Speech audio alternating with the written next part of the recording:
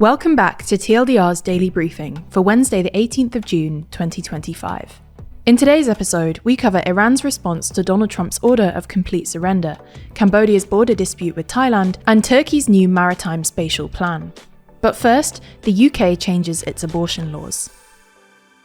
On Tuesday, the UK's House of Commons voted on an amendment to the Crime and Policing Bill. The amendment, NC1, which was introduced by Welsh Labour MP Tonia Antonazzi, aimed to remove criminal penalties for women who terminated their pregnancies after the 24-week limit or outside the legal framework.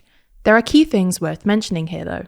Firstly, the amendment doesn't change the existing framework for abortion up to 24 weeks. This will still require 2 doctors' signatures, and the current timelines in which terminations can be carried out will still apply. Secondly, the amendment doesn't protect healthcare workers and others who assist a woman in terminating a pregnancy beyond 24 weeks. Altogether, this amendment represents the biggest change to abortion legislation in the UK in almost 60 years, and was introduced following a number of cases in which women were prosecuted for terminating pregnancies beyond the 24-week limit. One of the most well-known cases occurred in April this year, when Nicola Packer was charged with having had an illegal abortion at the height of the coronavirus pandemic. Packer was 26 weeks pregnant, but believed she was only 6 weeks pregnant. The pills she used caused her to deliver a stillborn baby. Packer sought medical attention and had emergency surgery. Only a day later, she was questioned before taken to a prison cell from her hospital bed. She was still bleeding when she was put in the police van. After 5 years of waiting, Packer was eventually found not guilty of having had an illegal abortion. But the case went on to demonstrate how women were treated under the existing abortion laws. Antonazzi's amendment was backed by 379 votes to 137. This means that the Crime and Policing Bill has now been amended, although the bill itself has not passed through Parliament and is therefore not yet law. You're listening to TLDR's daily briefing. If you want more explainers on what's happening in the world, then you should check out TLDR's other channels. Today, we released videos on why the Israel-Iran war is bad news for Europe, and whether regime change in Iran is a good idea. You can find the videos linked in the description or show notes for this episode, or by searching for TLDR on YouTube or Nebula. Today, Israel and Iran have continued to trade airstrikes. According to the IDF, in a statement released this morning, Israel have hit more than 40 key military targets in Iran. Meanwhile, US President Donald Trump has called on Iran to surrender unconditionally, also saying that America knows the location of Iran's supreme leader Ayatollah Ali Khamenei, but saying we will not take him out for now, adding that US patience was wearing thin. Meanwhile, in a national address, Ali Khamenei said the Iranian nation is not one to surrender. Khamenei added that any military intervention by the US, which has moved more fighter jets into the region, will, quote, undoubtedly result in irreparable damage. Trump is reportedly considering helping Israel to target Iran's nuclear facilities.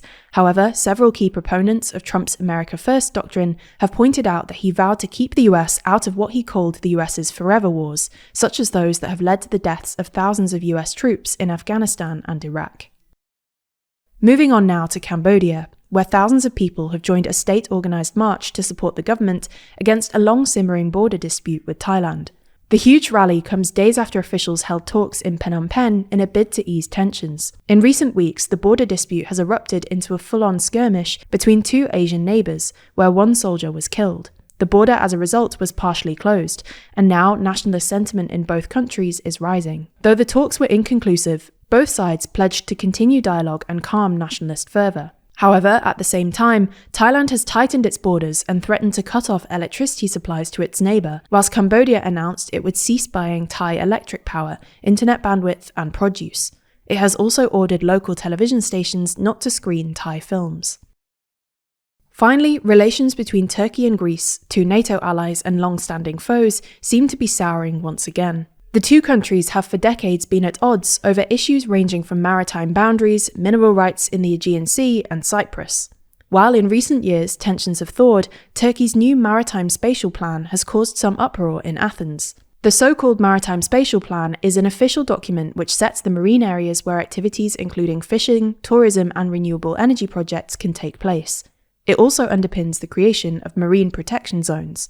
However, Greek officials have complained that the map effectively splits the Aegean Sea in half, with Turkey's proposed maritime jurisdiction claiming the maritime zones of numerous Greek islands. That's all for today. We'll be back with you tomorrow, so make sure you're subscribed to wherever you listen. In the meantime, you can check out the latest episode of our podcast, The World Leader Leaderboard, where we discuss which heads of government are doing well and who's doing badly every week. You can find the link in the podcast description. This was a TLDR news production hosted by Georgina Finley, written by Ben Blisset and Nadja Lovadinov, and produced by Scarlett Watchorn. Thanks for listening, and we'll be back again tomorrow.